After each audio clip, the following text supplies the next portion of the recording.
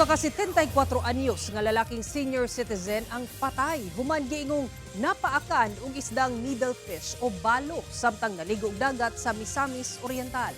Ani ang dugang detalye. Patay ang usa ka 74 anyos nga lalaking senior citizen nga residente sa Marawi City human kini giatake sa usa ka matang sa isda nga needlefish umas na ilang balo samtang naligo kini sa usa ka pribadong resort sa Naawan, Misamis Oriental niadtong adlawng Sabado.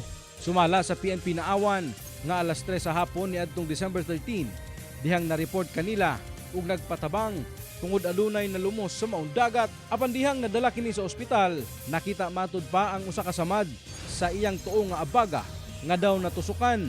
Gituuhang giatake ang maong biktima og needlefish o balo samtang nagtampisaw kini sa dagat. Ang isisin sa katong nigawas ang balot tungod kay nakita ko dito sa after sa during the incident or thereafter na ay kita lagi itong middle fish mo moragi na lang yan apoy tamad nga murag sinuso pa o pinaakan diri sa yang right side sa yang bukto. Sa opisyal nga pamahayag sa pamunuan sa beach resort, nagpaabot sila og pahasubo sa banay sa biktima. Nangayo sab sila og dispensa tungod ang maong hitabo. Usa matud pa ka acts of God nga gikalambigitan sa marine wild animal. Hinuon, anda man sila makikoordinar sa kapulisan ug kabanay sa biktima alang sa himuon nga investigasyon.